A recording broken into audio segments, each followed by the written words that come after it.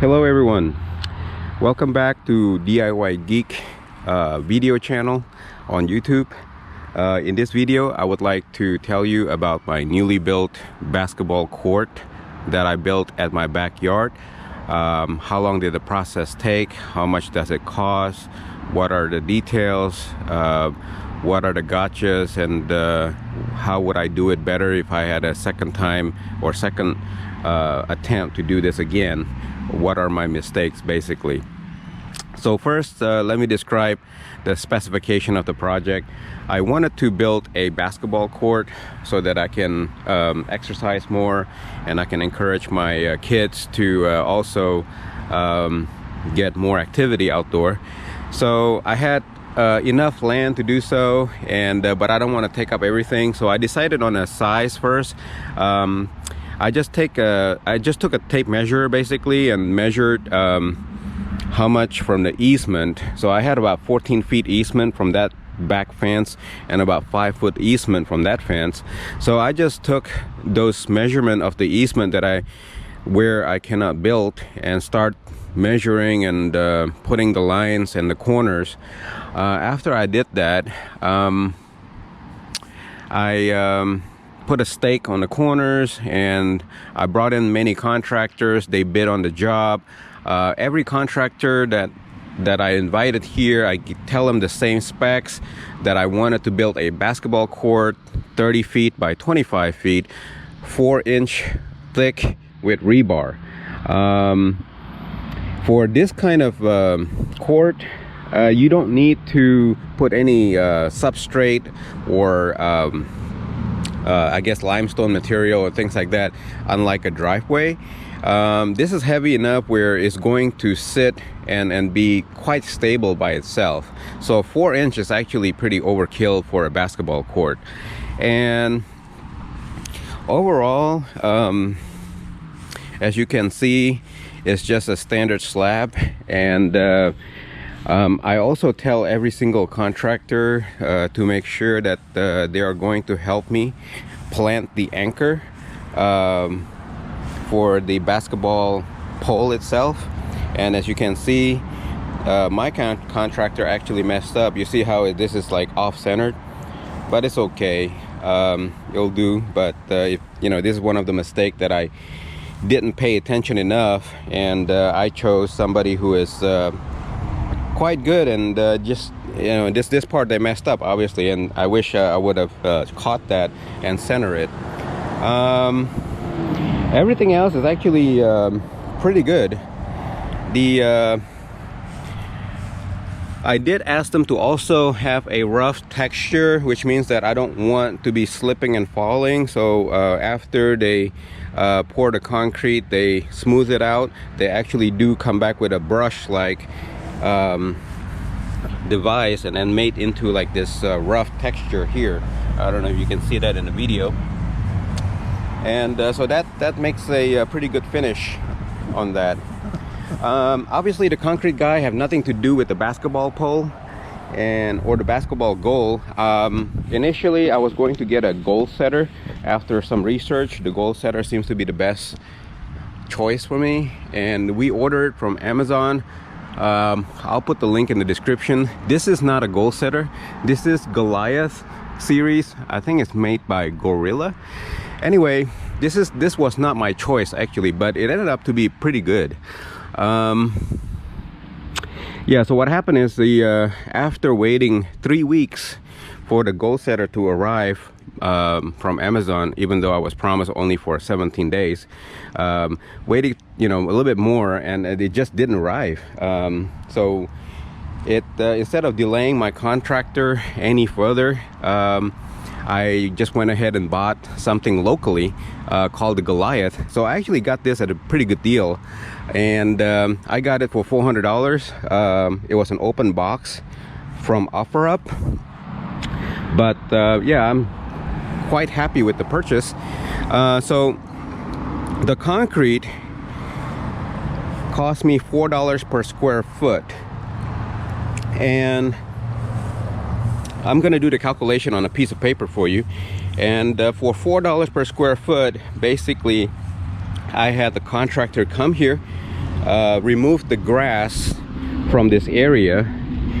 So I think that process is called desodding. So they desod everything, and they put the form, form means that they put wood all around. They dug in probably about 1 inch or 2 inch into the ground, but this is not meant to be level with the grade, which means that it's not supposed to be level with the existing level of the ground. It's supposed to be above ground. So they basically put the form down, and they level the ground. They brought in more dirt to put where they feel like the ground is not level, and then they compact it a little bit to make sure that the whole entire I guess ground is there's no soft spot. Make things as even as possible, and then they put rebar. They put rebar this way and that way. The rebar was about, I would say, 1.5 to 2 feet squares all around this area here, and after that they just pick a day to pour. One thing that they did is that they also prepared this area here where the pole is going to be. So make sure that you have your basketball goal anchor arrive, and because they had not a big hole, but they had a box here. So this is all continuous, connected to the cord, which is best for the strength. But the reason why you need to have the goal arrive is because part of the goal is the anchor system, and the anchor system needs to be buried in here. So underneath all these bolts, there's actually for this Goliath, I think there's a 3 feet or 3 foot bolt that goes all the way down. They're anchors, and they're kind of like an L shape bolt that hooks in all kinds of direction here underneath. So they're buried really deep. This hole is actually about 4 feet deep all the way down, exactly the same rectangular size, 4 feet deep. So it's pretty damn strong. It's not gonna go anywhere. Yeah, so they pour that at the same time that they pour everything else here. So make sure that you have all that ready, so that because once concrete guys start pouring, they pour everything within, I think they completed this in like 2 hours. They didn't use a truck with a boom meaning like a long pipe where they can just pour directly here, because as you can see here around my house, there's nowhere to park the truck. So they had to use what they call a mud buggy, which is basically like a trolley, so they can put the cement in front of this mud buggy, like a tub or a wheelbarrow, kind of like a motorized wheelbarrow that can haul liquid cement from the actual mixer of the truck, which was parked in front of my house. So they pour the concrete little at a time, so that mud buggy must have traveled back and forth between the mixer truck parked in front of my house to here, maybe, I don't know, 20 times for it to fill in this entire basketball court. Yeah, I didn't count exactly how many times, but yeah, so that's what happens. All right, so let's look at the actual cost calculation on a sheet of paper. All right, so this is a very rough sketch, obviously, of the basketball court. This is where the goal is, and like I said, it was 30 feet wide and 25 feet depth, I guess. So the total square footage is 30 by 25, which is 750 square feet, and I paid $4 per square feet, so that's 750 square foot multiplied by $4, and that's exactly $3,000 that I paid. Sorry, $3,000 that I paid for this basketball goal. So that is the cheapest contractor that I trust. There are many contractors there. quoting anywhere between $4 to $5. That seems to be the norm. I live in Houston, Texas. Wow, I can't even write. Houston, Texas. That is the going rate, and it's actually pretty good quality for $4. It includes 4-inch thick concrete with rebar, and they did a pretty good job. They didn't charge me anything extra to do the anchor part here for the basketball goal. The basketball goal cost me $400, and I installed that myself. That was really tough to install. $400 is for a 54 inches tempered glass. I will put the link in the description. Okay, 54 inches tempered glass basketball goal, and which looks like that, and it's enough. I mean, it's very good. As my son puts it, it's very silent. When you hit the ball against the backboard, it barely makes a noise. So I really like the tempered glass. I don't know what is the difference other than the fact that the acrylic, there's also another type of the basketball goal called the acrylic, and the acrylic supposedly, if somebody shoot or I guess throw a rock on it, the acrylic will not break, where the tempered glass will break. So, but I think the acrylic would probably make a much louder noise or sound when you hit the ball against it. I'm gonna try to hit a ball here against this goal here, just to show you that this barely makes any noise at all. So yeah, so it's pretty good, and it's pretty silent. Yeah, for $400 plus $3,000, basically I spent $3,400 for this particular whole setup, and of course this is pretty raw. I'm probably going to have a line drawn pretty soon. Oh yeah, by the way, make sure that you also request what they call the break cut or a saw cut. Here I have two saw cuts, one going this way and then one going that way, left to right. These are basically break cuts that we hope, because concrete will break. There's nothing you can do about it, and when they break, we are hoping that they will break at these saw cuts, and they don't break just in any random places, which is bad.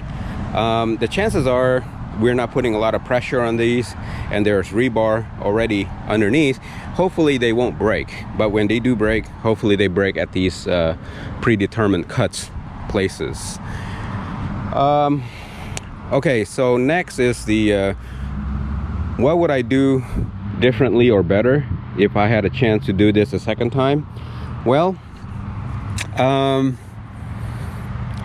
for one, actually something unfortunate happened on mine. As you can see here, this area right here, it looks a little bit different. It's because it rained when they were pouring this particular section here, and it has some raindrop marks. Now my concrete guy assured me that after some months or years of use, we would probably, I guess, use it and abrasively make this somewhat the same as everything else, because it will, some of these concrete surfaces would rub off and level off by itself.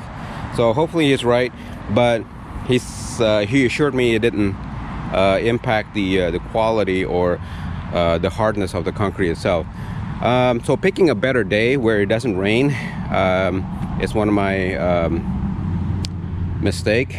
And secondly is obviously that center pole that is not even. I wish I would have looked into that and prevented that from happening.